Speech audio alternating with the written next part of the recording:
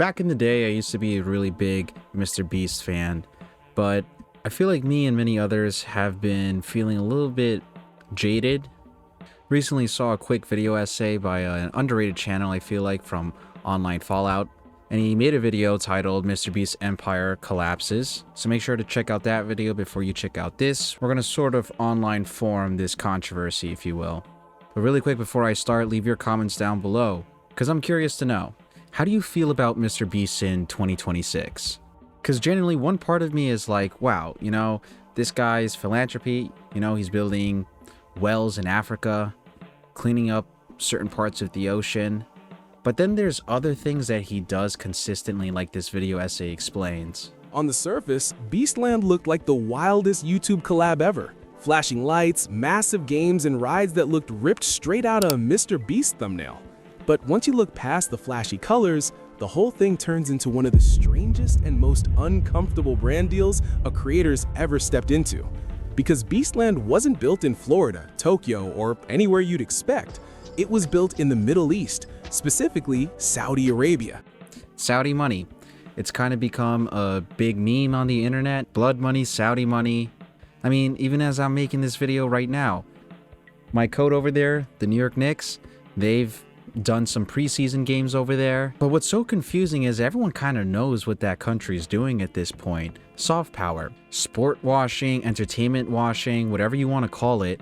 But basically the idea is using big name Western figures such as Mr. Beast, or sport teams like the New York Knicks, comedians like Dave Chappelle, and they sort of throw big money that you cannot refuse as a comedian, or even as someone as rich as Mr. Beast, or even as a sports team as rich as the New York Knicks. And they go over there in Saudi Arabia, they do some events, and it kind of whitewashes a lot of the problems that that country is responsible for. And this is the problem I have with Mr. Beast. This is the dichotomy, because on one hand, he's doing projects, like I said, in Africa, building wells, building homes in like places like South America.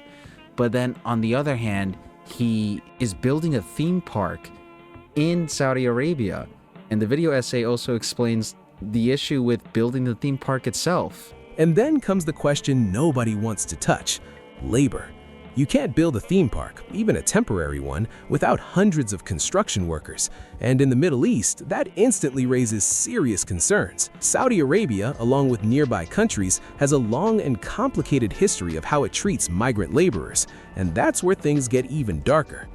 Reports about migrant workers in the region are horrifying. Many had their passports confiscated, were forced to work 15-hour shifts under blazing desert heat, and lived in overcrowded camps with awful conditions, sometimes with no pay at all. Some even died under mysterious circumstances with their families never notified.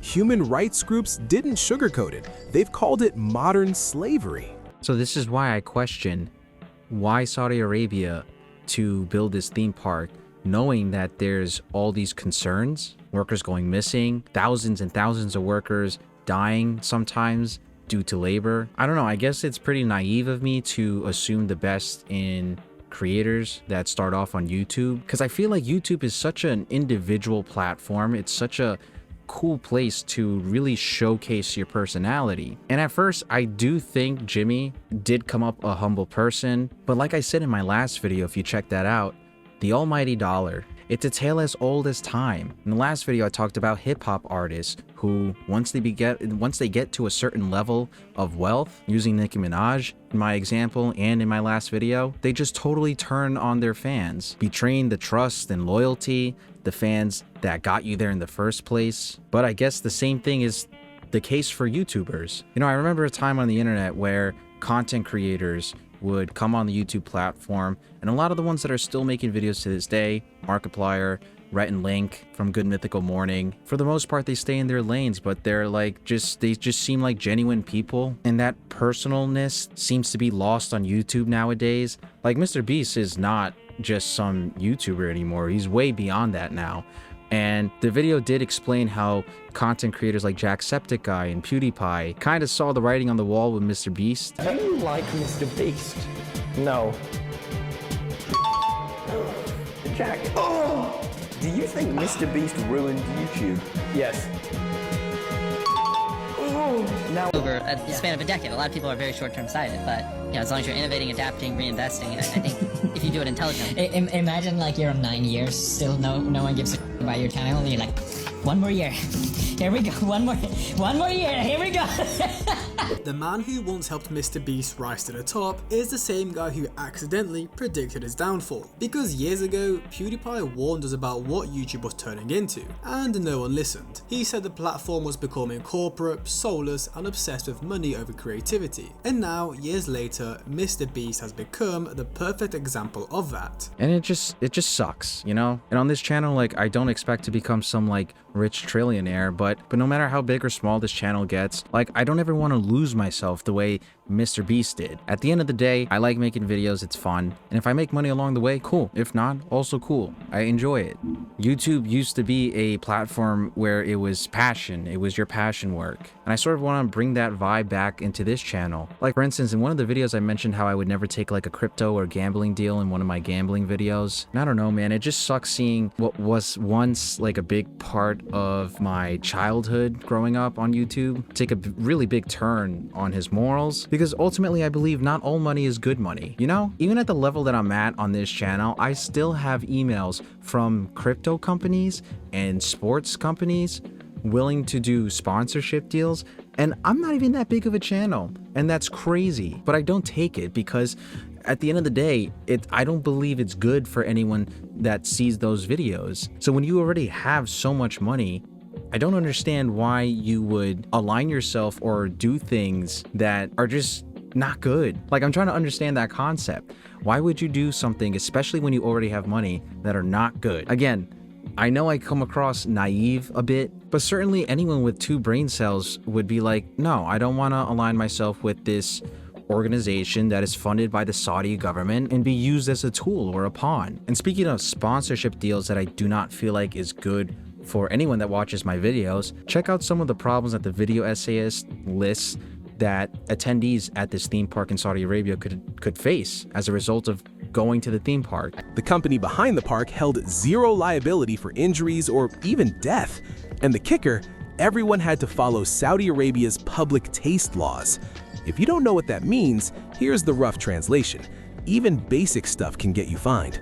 Filming strangers, recording accidents or incidents, refusing to delete footage, or posting clips online without approval. All of that could land you in serious trouble. So if a ride malfunctioned, a game glitched, or someone got hurt, filming it could be considered illegal. Authorities could fine you hundreds of thousands of dollars and force you to delete the evidence on the spot. So what I would ask Mr. Beast is all that worth it?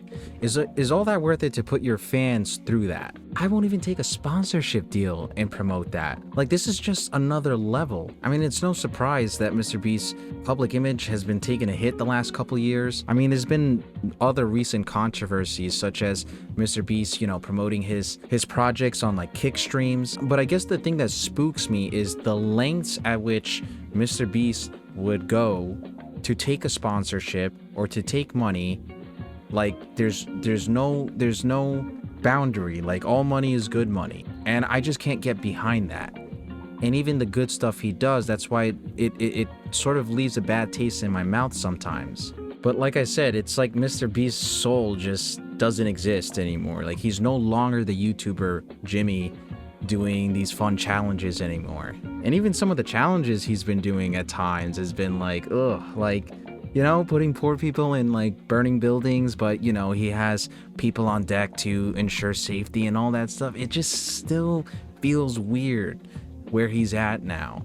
To chase the number one, to chase the ultimate content, to chase the money, it just doesn't seem human anymore. It's like a horror ARG just became real life. But I don't know. Let me know if you guys think that I'm tripping or something, because I go back and forth sometimes if I'm being a little too critical on Mr. Beast at times, because he does do objectively a lot of good things, but we're really racking up on the questionable stuff. And that's why I think his PR has been taking a big hit in the last couple years. And sure, there are smaller, pettier reasons, but something like this, I don't think is a small thing. Like I said, he just thinks like a corporation now, you know, just chasing the profit and clicks.